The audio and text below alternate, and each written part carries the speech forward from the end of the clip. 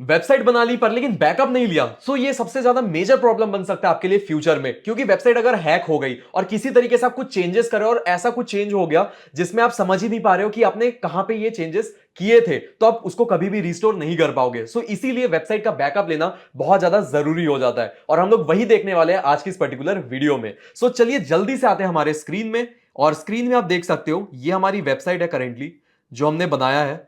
ये अबाउट है, फिर ये इसके बाद शॉप है। इस तरीके से मल्टीपल पेजेस हमने बनाए हैं। अब यहां पे हम लोग बैकएंड में जाते हैं इस वेबसाइट के, और यहां पे हमें एक प्लगइन इंस्टॉल करना है जिस प्लगइन का नाम है अपड्राफ्ट, और WP विविड भी आप यूज कर सकते हो। दो प्लगइन्स है बेसिकली।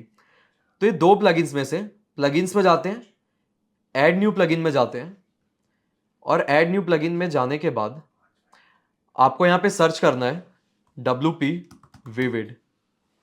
तो WP विविड हमने सर्च किया, तो दोनों मैं आपको इंस्टॉल करके दिखाने वाला हूं। बेटर ये रहेगा कि दोनों आप इंस्टॉल करके रखो अपने वेबसाइट के बैकअप के लिए। सो WP विविड सर्च करने से कभी कभी नहीं आता है, सो स्पेस हम लोग हटा देंगे और इसको सर्च करेंगे WP विविड। तो WP विविड यहां पे आपको अपीयर मिलेगा जिसके 1000 प्लस रिव्यूज आपको मिलेंगे। सो इसको इंस्टॉल कर लेते हैं हम लोग, एंड आफ्टर इंस्टॉलिंग इट थोड़ा सा टाइम लेता है, फिर हम लोग इससे एक्टिवेट कर देंगे। तब तक हम लोग अपड्राफ्ट भी इंस्टॉल कर लेते हैं। सो अपड्राफ्ट भी एक ऐसा प्लगइन है जिसमें आप बैकअप ले सकते हो। यहां पे 7000 प्लस वाला जो रिव्यू है इसको आपको इंस्टॉल करना है। इसके बाद एक और प्रोसीजर रहता है जो रहता है हमारा माइग्रेट का। सो अपनी वेबसाइट को आप माइग्रेट कैसे कर सकते हो, तो ये भी हम लोग सीखेंगे। बट लेकिन इसका जो नेक्स्ट वीडियो, इस कोर्स का नेक्स्ट वीडियो जो हमारा है वो इसके ऊपर डेडिकेटेड रहेगा कि माइग्रेट कैसे करते हैं। ओके, सो ये इंस्टॉल हो चुका है। अब हम लोग इसको एक्टिवेट करते हैं। इंस्टॉल्ड प्लगइन्स में जाते हैं, और हमारे जो दो प्लगइन्स है अपड्राफ्ट एंड WP विविड, इसे यहां से एक्टिवेट कर देते हैं। सो के दोनों प्लगइन हमारे एक्टिवेट हो चुके हैं। अब एक्टिवेट होने के बाद हमें लेफ्ट हैंड साइड में एक ऑप्शन मिलता है WP विविड बैकअप, और सेटिंग्स में जाके आपको मिलता है अपड्राफ्ट प्लस बैकअप्स।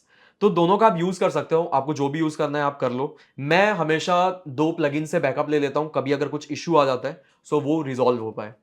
सो अपड्राफ्ट प्लस बैकअप्स में जाते हैं, और यहां पे आपको बैकअप नाउ का ऑप्शन मिलता है। तो आप बैकअप नाउ में जाओगे, और यहां पे आपसे जो भी पूछता है इसको कर दो बैकअप नाउ।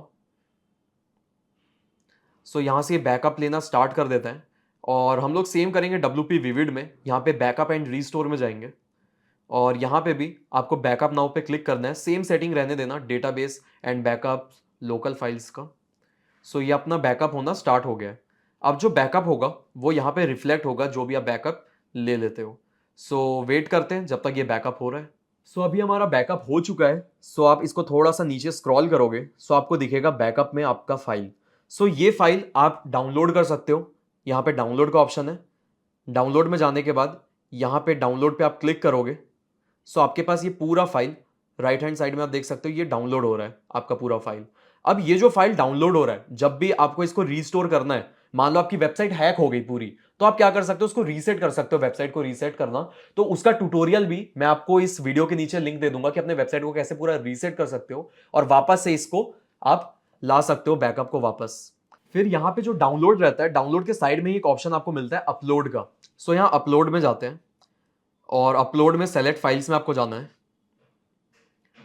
और सेलेक्ट फाइल्स में जाने के बाद आपका जो ये फाइल है इसको आपको सेलेक्ट करके यहाँ पे अपलोड कर देना है। सो यहाँ पे लिखा है the backup already exist in the target folder. So इसलिए अपलोड करने नहीं दे रहा है, इन केस आपका नहीं है। सो आप यहाँ पे अपलोड कर सकते हो, और अपलोड करने के बाद ऑटोमेटिक ये बैकअप सेक्शन में दिखने लगेगा, और फिर उसके बाद आप रीस्टोर पे क्लिक करके इसे रीस्टोर कर पाओगे। तो हमेशा याद रखना अपना बैकअप आप इंस्टॉल करके रख लेना। गूगल ड्राइव में भी आप अपलोड कर सकते हो और अपने सिस्टम में भी इंस्टॉल करके रख सकते हो। सो जहां से आपको फायदा हो जाएगा। फिर इसके बाद आपको याद होगा हमने अपड्राफ्ट प्लगइन भी इंस्टॉल किया था। सो अपड्राफ्ट प्लगइन में भी हम लोग जाते हैं, सेटिंग्स में जाके अपड्राफ्ट, यहां पे भी सेम प्रोसीजर है।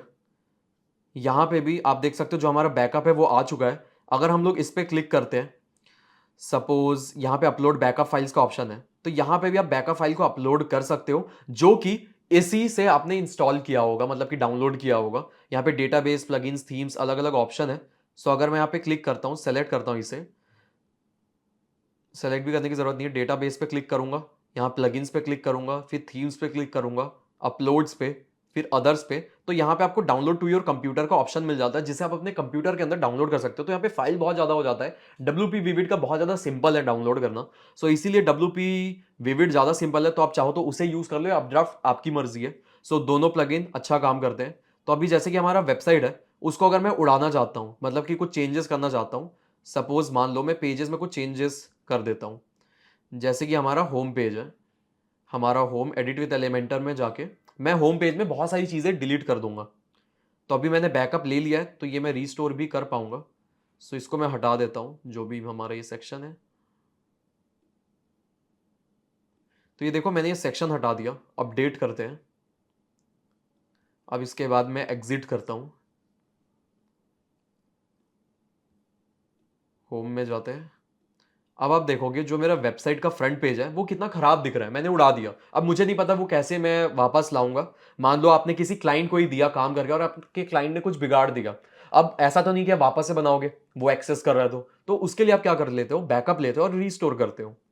सो इसी के लिए हम लोग क्या करेंगे, सिंपल सी बात है, डब्ल्यू विविड में जाते हैं, बैकअप में जाते हैं, और यहाँ पे रीस्टोर का ऑप्शन है। यहाँ से रीस्टोर बटन में क्लिक करते साथ यहाँ पे आपको ऑप्शन मिलेगा रीस्टोर का, एक फाइनल वेरिफिकेशन का। यहाँ पे रीस्टोर पे आप क्लिक करोगे अगेन, तो आपका रीस्टोर का प्रोसीजर जो है वो स्टार्ट हो जाएगा।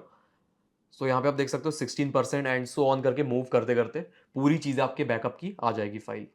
सो आप देख सकते हो हमारा जो रीस्टोर का प्रोसीजर है वो खत्म हो चुका है। तो ये हमारा कंप्लीट रीस्टोर हो चुका है। तो एक बार हम लोग होम पेज में जाते हैं और होम पेज को विजिट करते हैं क्या होता है। सो आई गेस रीस्टोर हो चुका है, बट फिर भी ये वही दिख रहा है। तो एक ऑप्शन अपने को मिलता है पर जॉल का, तो पर जॉल पे क्लिक करते हैं एक बार। अब आप देख सकते हो पर जॉल बेसिकली हम लोग ने क्यों किया, क्योंकि हमें कैशे क्लियर करना था। अब देख सकते हो रीस्टोर हो गया। कभी कभी क्या होता है, कैशेस वगैरह रह जाते हैं तो वो आपको रिफ्लेक्ट नहीं करता तुरंत रियल टाइम में। तो उसके लिए प्लगइन्स आते हैं, लाइट स्पीड कैशे करके। आप ऐसे प्लगइन्स यूज कर सकते हो जिसके थ्रू ये कैशे क्लियर हो जाता है। तो एक बार मैं आपको दिखा भी देता हूँ, अगर आपको इनकेस इशू आता है तो प्लगइन्स में जाके ऐड न्यू प्लगइन में जाओगे। सो यहाँ पे आपको एक लाइट स्पीड कैशे प्लगइन मिलेगा, लाइट स्पीड। आप बस लाइट स्पीड लिख दोगे और ये जो आइकन है ऊपर अपीयर हो जाएगा अपने आप। इसको इंस्टॉल एंड एक्टिवेट करते साथ, तो मेरा एक्टिवेट है ये, तो आप इसको इंस्टॉल एंड एक्टिव कर सकते हो। तो यही प्रोसीजर था एक वेबसाइट के बैकअप लेने का एंड रीस्टोर करने का। सो आई होप ये ट्यूटोरियल आपको पसंद आया होगा। मिलेंगे नेक्स्ट वीडियो में जिसमें हम लोग सीखेंगे कि बैकअप के बाद माइग्रेट कैसे कर सकते हो। अगर आपका इस डोमेन में वेबसाइट बनाया तो उसको दूसरे डोमेन पे कैसे भेज सकते हो एंड उसके क्या एडवांटेजेस होते हैं, वो हम लोग नेक्स्ट वीडियो में डिस्कस करेंगे। Thank you.